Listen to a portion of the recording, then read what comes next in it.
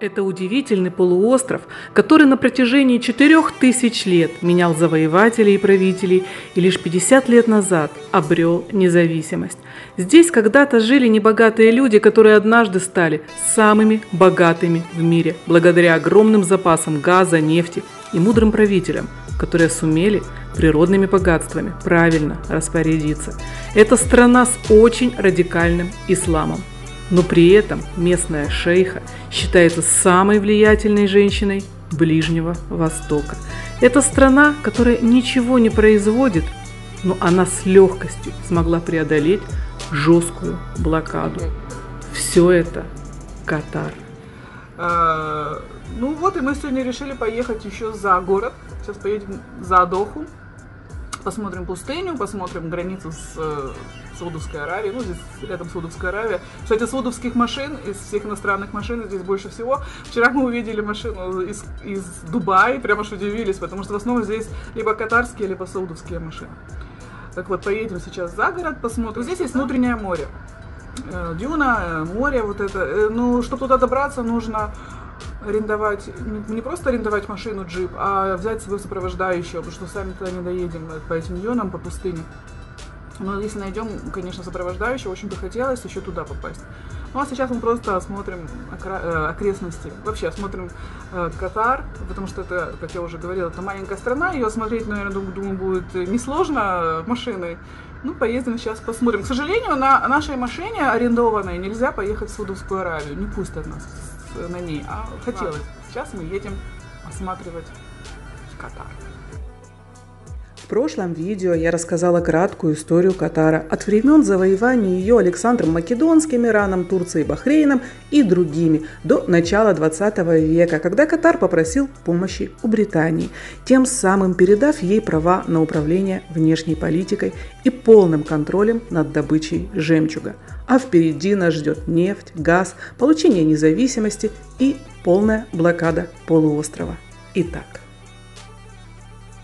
Решили перед поездкой в деревню в Саудовскую Аравию Наташе купить платок, потому что я-то запаслась платком, а она нет, она не подумала, куда она едет.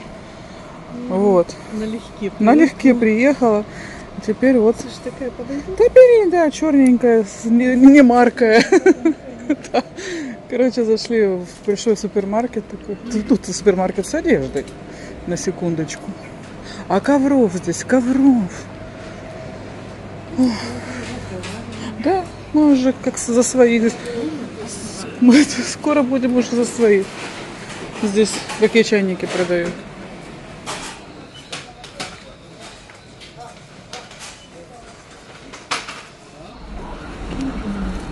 Ну и все, можно ехать. Да. Если в Дубае мы ходили по Дубай-молл, за покупками, то здесь вот куда мы пришли. Ближе к народу. Доха-молл. Доха-молл.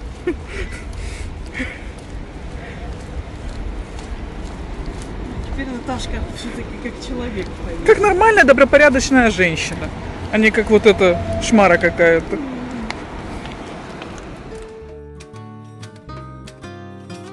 К 1920 году Катар находится под полным управлением Британии. Численность населения всего 25 тысяч человек. Но в конце 30-х годов прошлого столетия в Катаре происходит событие, которое полностью изменит жизнь полуострова.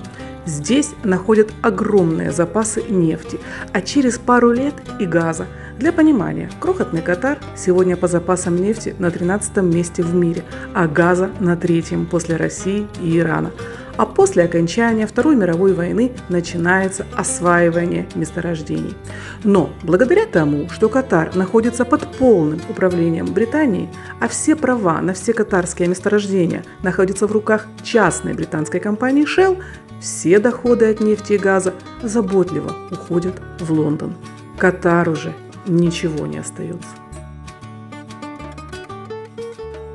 Вот это граница с Саудовской Аравией. Ну тут написано, что нельзя снимать ничего. Но мы быстренько сели в машину, потому что сзади военные стояли. Вот. Вот эта трава, которая за этим забором, это Саудия. Короче, я не знаю. Военный. В общем, только что произошла история, о которой невозможно молчать. Ехали мы по границе Саудовской Аравии. Нас от границы отделяла только маленький заборчик такой, прозрачная решетка, на которой было написано, что снимать нельзя, и вообще здесь нельзя останавливаться. Ну, естественно, мы еще и встали, начали снимать. Я вышла из машины, как положено, в таких случаях. Вот, и тут видим, что за нами едет военная машина. Машина останавливается возле нас, уходят военные и, пожалуйста, документы предъявите.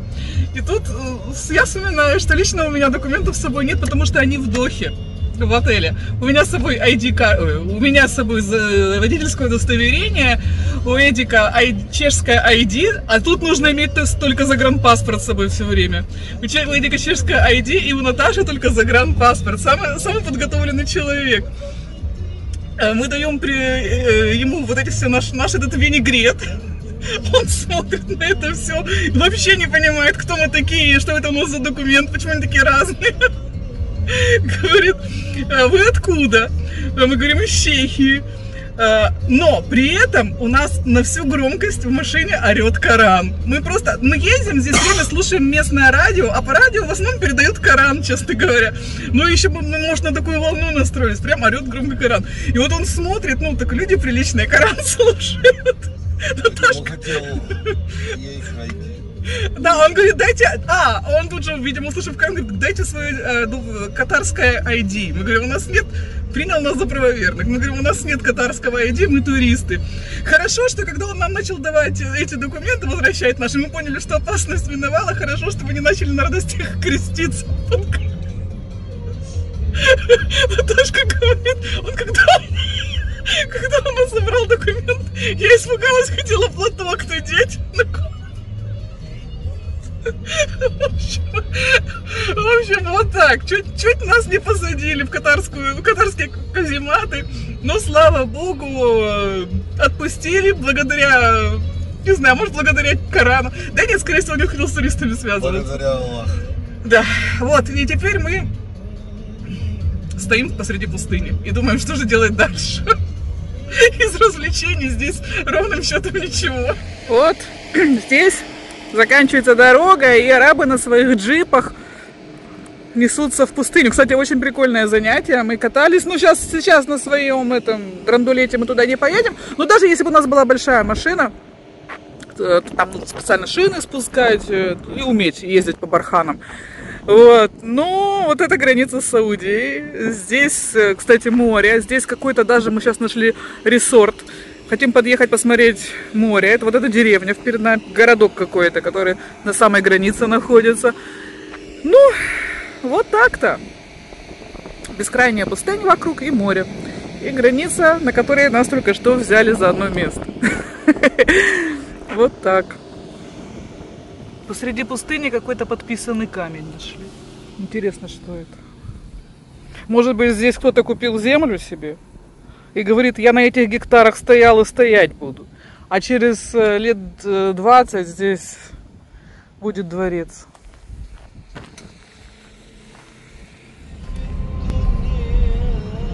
Вообще в этой стране происходит очень много странных вещей. Только что мы вот подъехали к какому-то резорту и хотим просто... Мы туда не можем попасть, потому что у нас нет билетов. О, ну тут красиво. Мы заезжаем на парковку, подходит охранник, Эдику говорит, как вас зовут? Эдик говорит, Эдуард. Наташа говорит, скажи ему, что ты Эдуард IV. Ну, Эдик не успел сказать IV, а тот человек говорит, Андуа. Окей, записал и пропустил нас. Теперь все будут знать, что на эту парковку приезжал Андуа. Может, даже IV. А вот вообще, куда мы приехали. Это вся красота находится на границе с Саудией, на берегу моря. Вот такой здесь резорт. Ну, пусто, никто не съезжает с визгом с горки. Если такое было где-то у нас возле Праги, представляешь, какая бы тут толпа стояла, да? Никого нет. Пару машин только на парковке. Мы вообще сначала думали, что парковка абсолютно пустая. Ну, они вообще, конечно, понастраивали много для туристов, когда здесь открывали чемпионат мира. Туристы приехали на чемпионат и уехали, а вся эта красота осталась. Нет, ну я не знаю, это может построили не для чемпионата мира, но пусто. Абсолютно пусто. А может пусто еще из-за того, что суббота, хотя почему? Как бы нас-то пустили, это же выходной день, наоборот. Не открыто, ворота открыты. В 1960 году в результате массовых волнений свергли шейха из династии Аль-Тани. И к власти пришел новый шейх, и тоже из династии Аль-Тани. Таких свержений будет в истории Катара еще много, но об этом позже. Море вот впереди. Или впереди. Море впереди. Здесь такая пустыня, как пустыня, да, но очень твердая земля. Мы даже на машине на своей въехали сюда, потому что в классическую пустыню мы бы не заехали с песком, такую с барханами со всякими. А море впереди, как бы хочется подъехать, ну, стрёмно. Что думаешь? Думаешь, тут было море? Ну да, ракушки мелкие. Да, прям весь этот, вся земля усеяна. Думаешь, до моря мы не доедем, наверное, на этой машине? А если завязнем? Там, а что? А это наша земля, она не стояла и стоять будет. Дубая, вернее, Катар. С разбега до моря. Да. Вот, удалось нам выехать на море. А вот там впереди Саудовская Аравия. А это Персидский залив. И мы...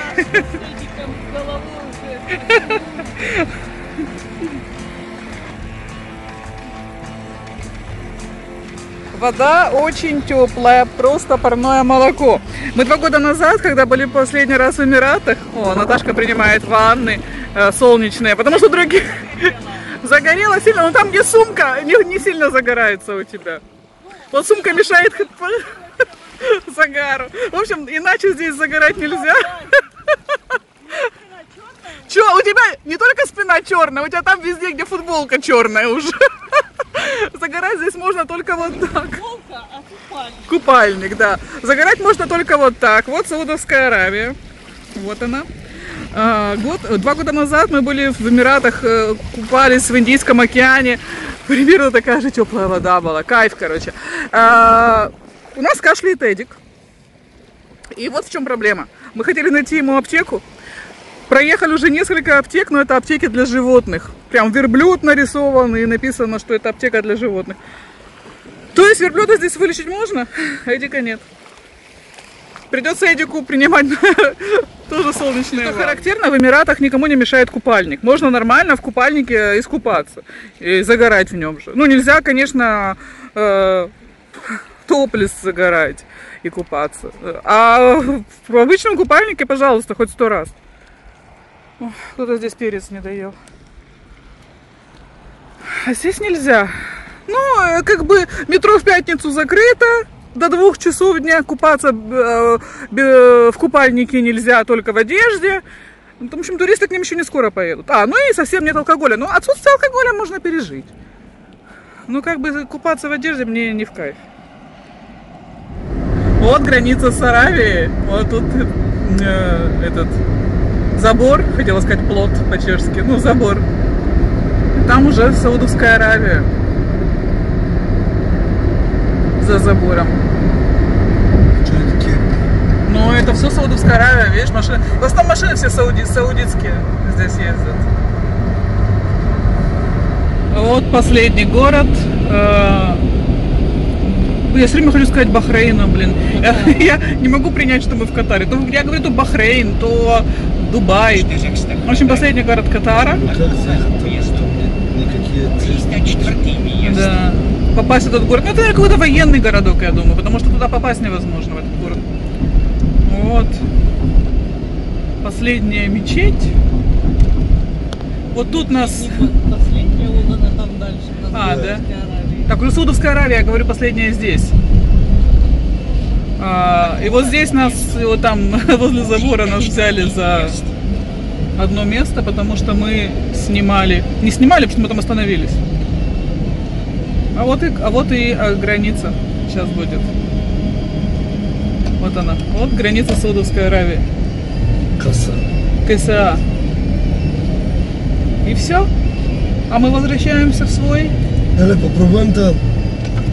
Давай попробуем там. Короче, мы, наверное, объедем за сегодня всю страну. Арестуют нас. А теперь нас с этой стороны будут арестовывать. С той стороны уже арестовывают. Вот. Эти граница для фур. Вон они там стоят. Поэтому мы возвращаемся и едем. Да. И едем дальше. Вот Бахрейн. Не в Катар.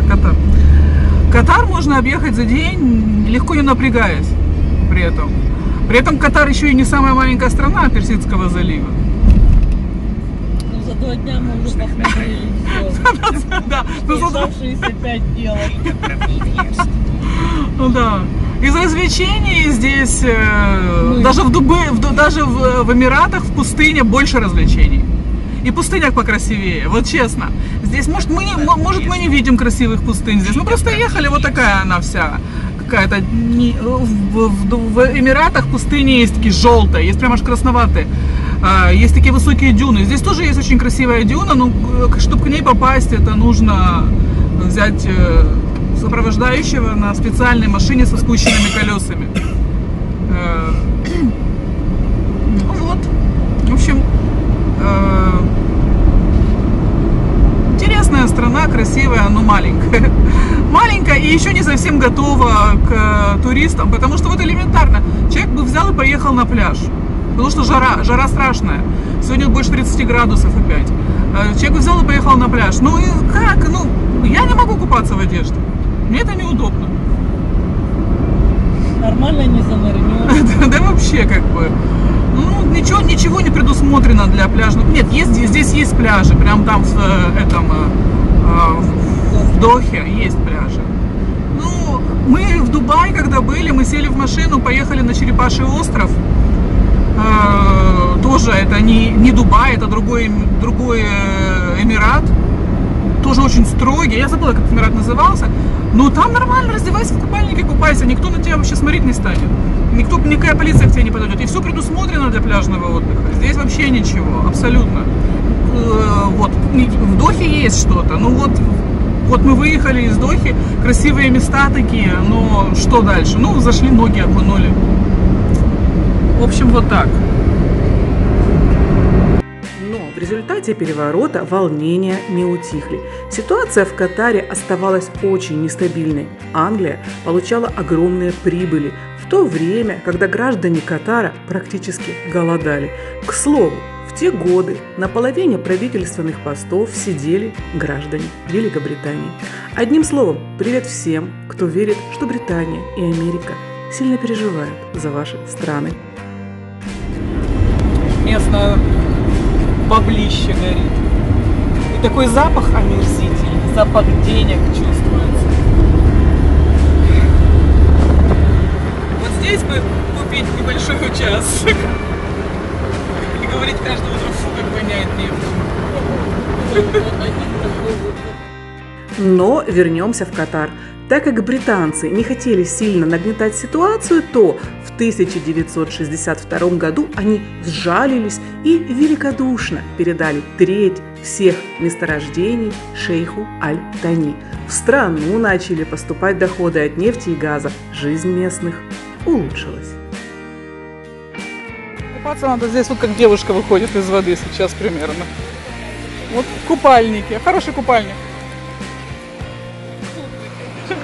Мы приехали в другой конец страны, только что ехали через газовое месторождение, даже в машине чувствовали запах газа, вокруг вышки горят.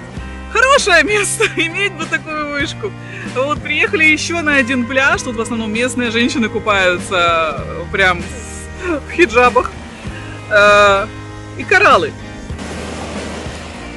Покажи.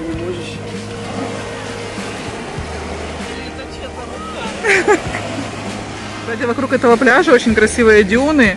И если иметь правильную машину, там можно покататься.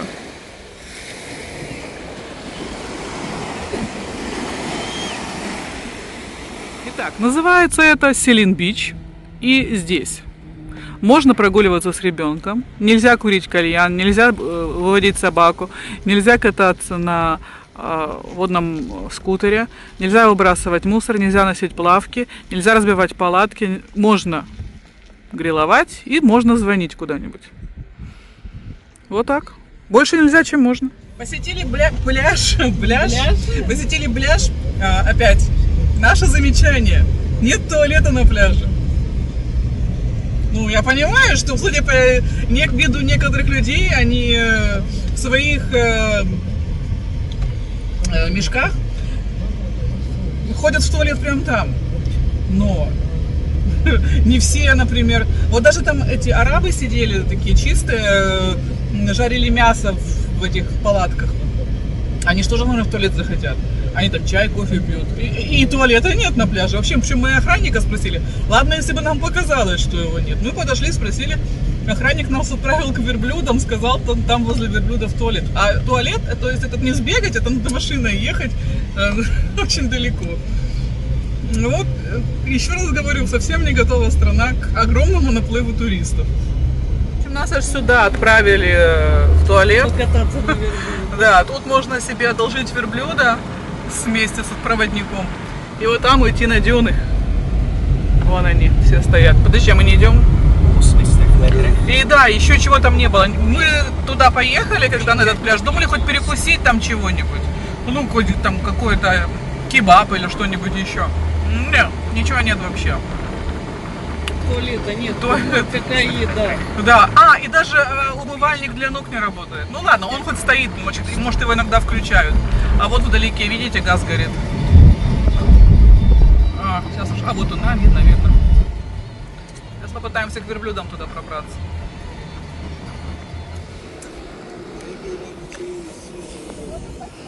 В общем, вот здесь должен быть и туалет, нам сказали. Плюс здесь верблюды. Несчастная пони стоит под табличкой «Паркинг». И все мучают какого-то сокола. Все его гладят и с ним фотографируются. И потом вас на этих верблюдах отвезут вот сюда.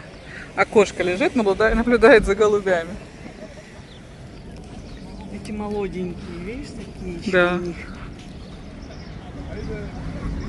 Табор уходит в нее. Вообще, развлечения здесь на любой вкус. Например, можно вот здесь фотографироваться, наверное, в костюме арабского шейха. Если не ошибаюсь. Вот это туалет? Нет, это... Ура. Ну, а мы продолжим. В начале 70-х годов прошлого столетия Катару удалось избавиться от британской заботы и стать независимым государством. Так, в 1971 году на карте мира появилась новая страна – Катар. Было сформировано новое правительство, в котором не было ни одного иностранного чиновника. Зато 80% всех постов делили родственники уже эмира Катара из династии Аль-Тани.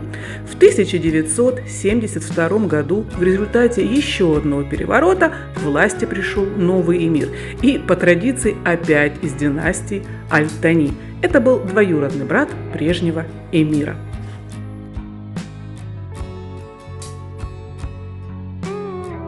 А в 1974 году случилось небывалое. Династия Аль-Тани полностью выкупила все права на все месторождения у Shell и была создана Генеральная нефтяная корпорация Катара.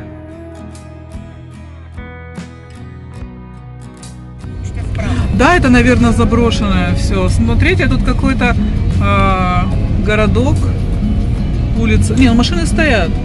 Мы едем сейчас в новопостроенный город, пригород Дохи, который, собственно, построили, ради чемпионата по футболу. И вот на въезде мы видим такое. Какая-то заросшая нищета. Вообще. Ну, похоже, что здесь уже никто не живет. И граффити. Граффити, не, ну вон там человек ходит. А нет, живут здесь, вон там люди есть. Смотрите.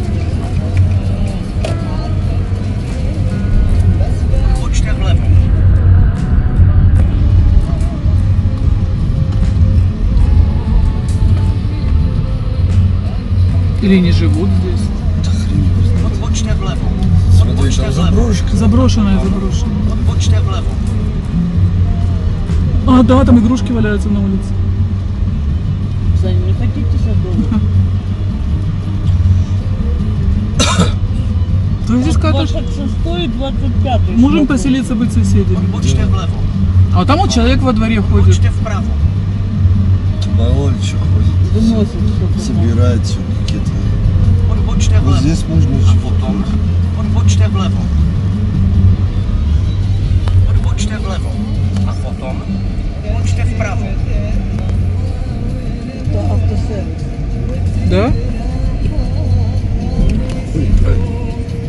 Ну да.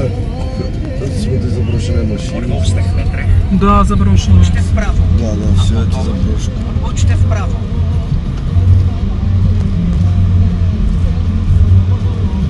Здесь нас за это не арестуют.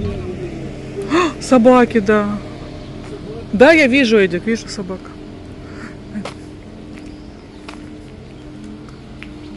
Да, это заброшенное все. Ведь мы тут когда-то жили люди. Почему их отсюда выселили всем скопом?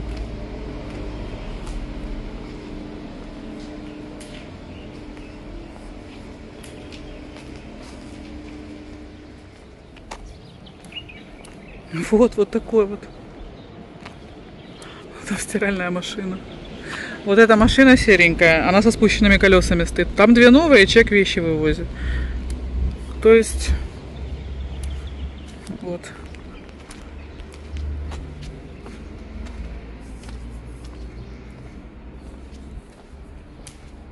Там дверь открыта.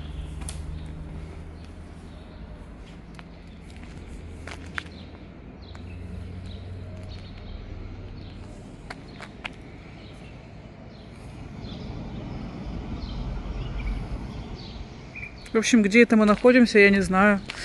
Если найду на интернете, то буду знать.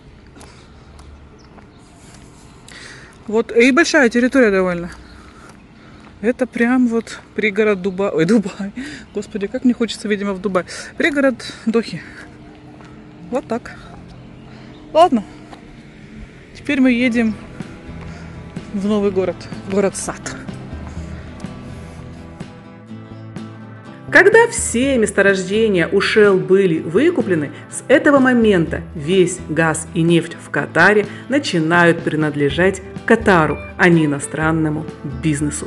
Начинается экономический бум страны, и сюда потекли сотни миллиардов долларов в год. Эх, поучиться бы моей родной Украине, не зависеть от заокеанских панов. Ну да ладно, что же было дальше в Катаре? А прежде чем рассказать, что было дальше, хочется заметить вот что. Shell не хотели продавать свои права на месторождение ни за какие деньги, так как все стороны сделки понимали, что там под землей триллионы и триллионы долларов на сотни лет. Но у власти Катара были хозяева страны, а не марионетки. Поэтому вопрос был поставлен ребром. Либо берите деньги сейчас и уходите из Катара, либо мы все это национализируем. И Shell не получит ни доллара. Вот как надо управлять страной.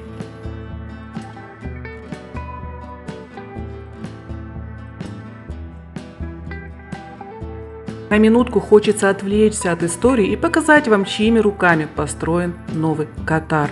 Катаясь по новому городу Лусаил, мы видели, как эти бедолаги ждут свой автобус, но о них я расскажу чуть позже. А уникальный Лусаил мы посетим завтра, и поверьте, он вас сильно удивит.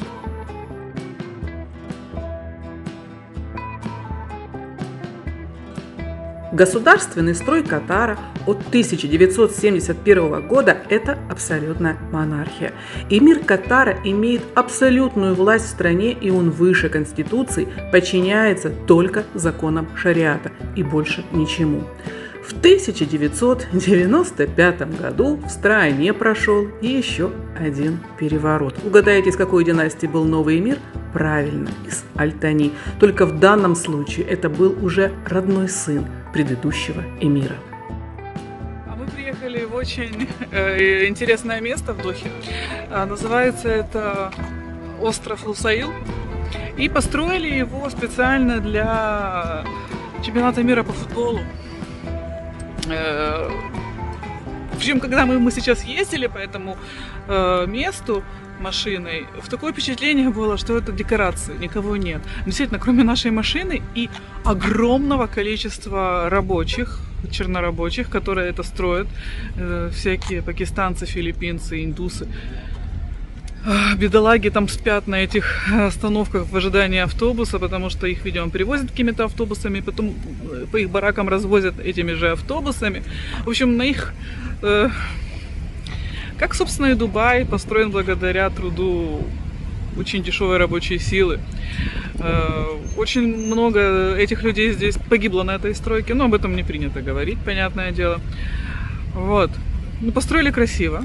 Единственное то, что сейчас еще тут очень мало людей, но продолжают строить. То есть в планах у них все-таки, чтобы здесь было много туристов, потому что населения местного здесь не так уж много, а стройки глобальные. Просто вряд ли это строят для этих пакистанцев и филиппинцев. Стройки глобальные, и очень все красиво. Вот тут мы сейчас на набережной, где всякие кафешки. Ну, кафешки тоже полупустые, кстати. Но потом мы еще зайдем там на променаду, на бульвар, господи, на бульвар. Очень красивый.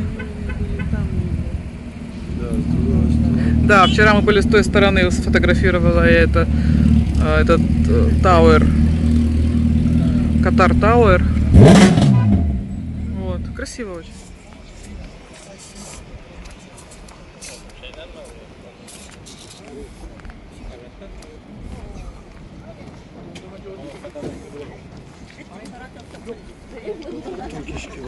Я бы туркиш кебаб поела. Сели в кафешке с обалденным видом. Было бы это где-нибудь в Дубае, мест бы здесь, конечно же, не было. Так что вот огромные плюсы Катар, что еще это не сильно популярное место. И, во-первых, цены здесь. Да, прохладно вечером. Вот с таким видом кафешка. Вот эта кафешка, и тут таких много. И ну, кебаб стоит 7 евро. Ну, мы на евро переводим все. Ну, сейчас посмотрим, сколько за все мы заплатим и что мы заказали.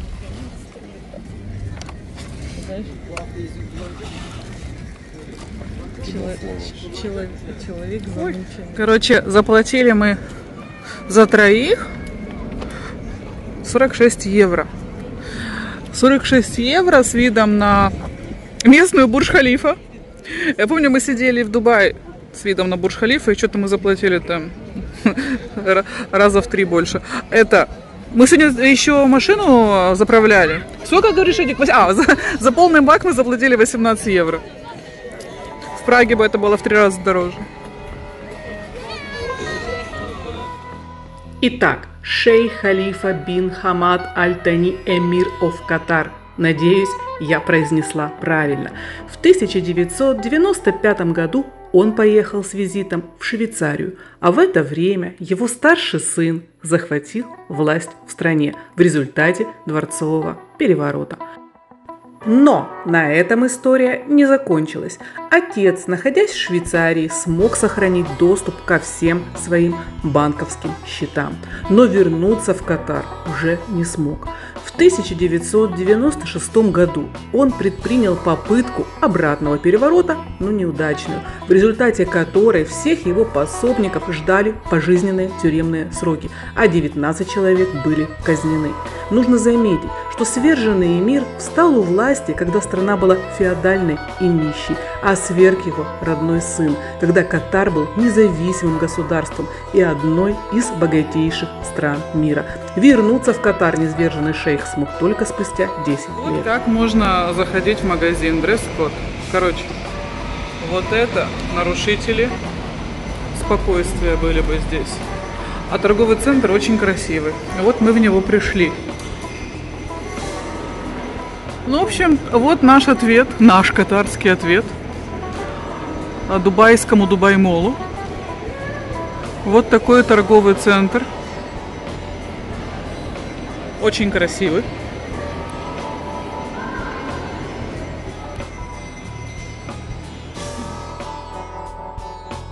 Находясь в Лусаил, нельзя не посетить самый шикарный молл Place Vendôme. Проект этот вдохновлен Парижем и напоминает знаменитую элитную торговую улицу Парижа Rue de la Paix. Вандомская площадь также имеет канал, проходящий через нее прямо от моря и создавая великолепную открытую площадь с кафе и ресторанами, а также с великолепным видом на воду и фонтаны. И, конечно же, как и перед Дубай-молл, и перед Бурдж-Халифа есть фонтаны, также и в Дохе есть свои танцующие фонтаны. И вот сейчас мы ждем, когда они будут выступать. Думаю, скоро начнется шоу. В общем, торговый центр, в котором фонтаны, но мы их еще ждем. Мы думали, они раз в полчаса, но, судя по всему, нет. Он какой огромный, но он при этом абсолютно пустой. Людей здесь... Ну, кстати, вот здесь видно местных. Вот сейчас я уже не снимаю девушек, только что шли явно местные девушки. Но здесь местных, ну, как много, ходят. А вообще пусто, никого нет. А магазин такой, тут очень... От Зары до Луи Виттона. Здесь есть все. Огромный магазин. Очень красивый. Ну, вот так, никого внутри. А вот так здесь выглядит фудкорт и детский уголок. Вообще. Такая территория огромная. Фонтаны.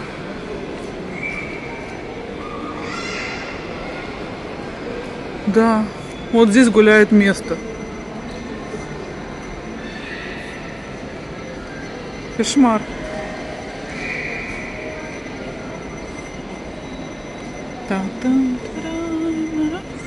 А там какая детская комната красивая.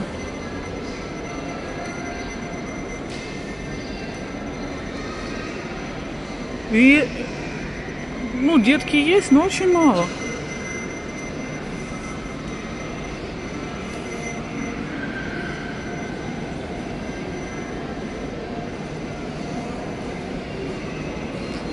Да, красиво очень.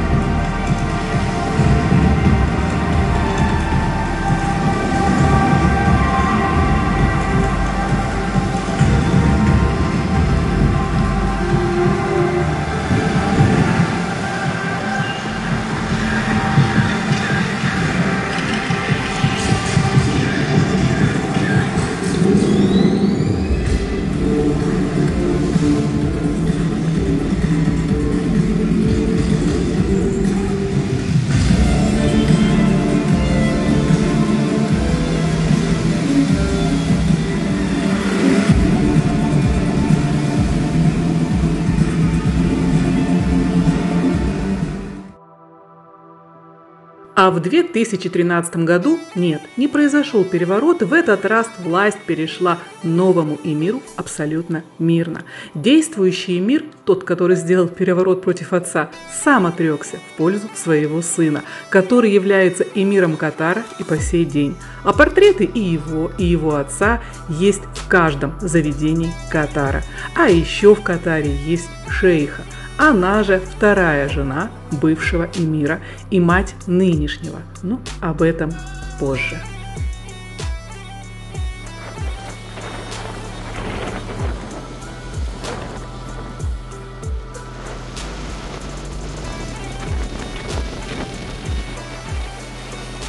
Мама родная. Какая краса.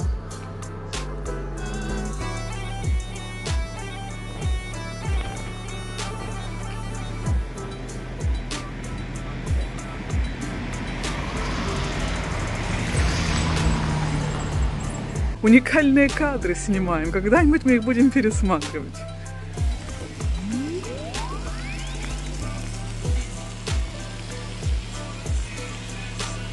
Он такой же мертвый, только его рассветили красиво. Он подсвечен. Впереди эти башни таким нежно-синим цветом. И трамвай пустой. Вот, он пустой, он просто едет, но он здесь ездит.